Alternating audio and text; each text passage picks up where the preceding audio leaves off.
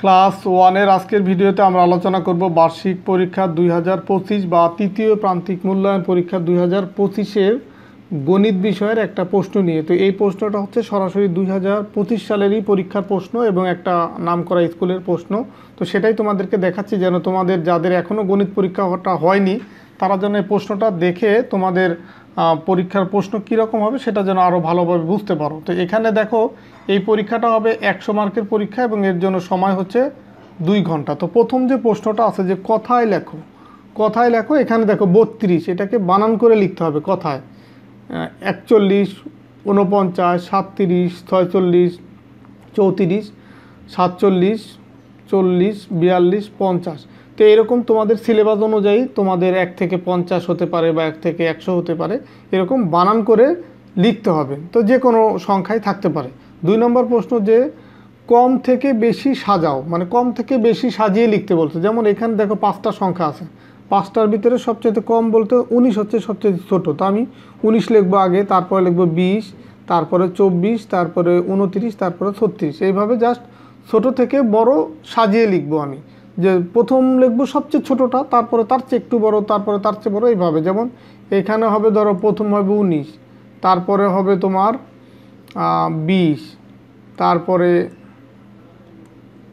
24, তারপরে 29, তারপরে 36। তো এই যে এইভাবে সাজিয়ে লিখতে হবে। তো 3 নম্বর প্রশ্ন আগের সংখ্যা লেখো। দেখো এখানে যে 18 একটা সংখ্যা আছে, তো এর আগের সংখ্যাটা কত? 18-র আগের সংখ্যাটা হচ্ছে কত? 17। সেই 17 এখানে লিখতে হবে। আবার 3-এর আগের সংখ্যা 2, 25-এর আগের সংখ্যা 24, বা 30-এর আগের সংখ্যা 29, 29, 30। তার মানে কি 30-এর আগেরটা 29, 44-এর আগের সংখ্যাটা 43। তো এইভাবে তোমাদের আগের সংখ্যাও চাইতে পারে, পরের সংখ্যাও চাইতে পারে।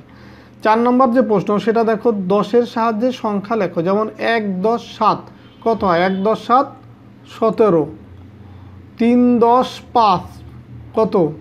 মানে 3, 10, 5, 35। মানে 3টা 10, 30 আর 5, 35। তো আমরা নামতা পড়ার সময় এভাবেই কিন্তু আমরা পড়ি। 2 10-এ কত? 20।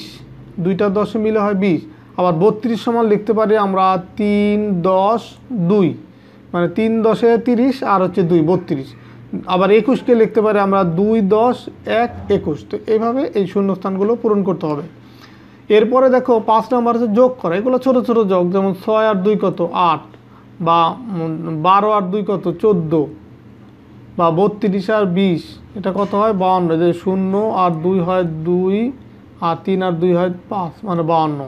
তো এইখানেও এই সেমভাবে এটা হচ্ছে পাশাপাশি যোগ আর এটা হচ্ছে উপরে নিচে যোগ। তো এই যে যোগগুলা খুব সহজ, এভাবে করে দিলেই হয়। এরপর হচ্ছে বিয়োগ। তো বিয়োগও দেখো প্রথম আছে পাশাপাশি বিয়োগ করা, আর তারপরে আছে উপরে নিচে। তো এটা একটু ডান পাশে চলে গেছে, এটা 89 আছে, এর নিচেই কিন্তু হবে তোমার 34। এই যে এখানে বিয়োগটা করতে হবে। আবার 77-এর নিচে এখানে হবে কত? 53। এই যে বিয়োগটা এখানে করতে হবে। তার মানে এটা হবে না, এই যে এটা হবে না, এটা এই বরাবর হবে। দেন 50-এর নিচে এই বরাবর হবে 20। এখন এই যে বিয়োগটা করতে হবে।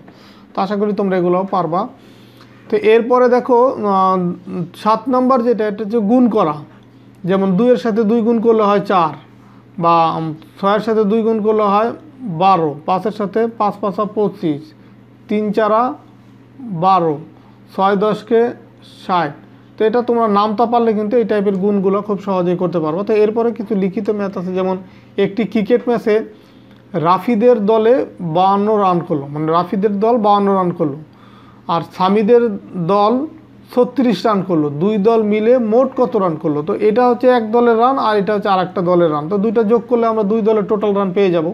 আবার 9 নম্বর দেখো মলি 70 চাতা নিয়ে 70 টাকা, এখানে ভুল লিখছে, এখানে 70 টাকা নিয়ে দোকানে গেল, সে 40 টাকা দিয়ে একটি খাতা কিনলো, তার কাছে আর কত টাকা রইল? তো 70 টাকা থেকে যদি আমরা 40 টাকা যেহেতু তার খরচ হয়ে গেছে, তো বিয়োগ করে দিলেই কিন্তু আমরা এটার মানটা পেয়ে যাব, উত্তরটা।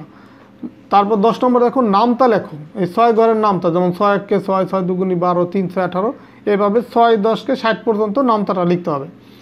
ক্রমবাচক সংখ্যা লেখো, প্রথম থেকে দশম পর্যন্ত ক্রমবাচক সংখ্যা।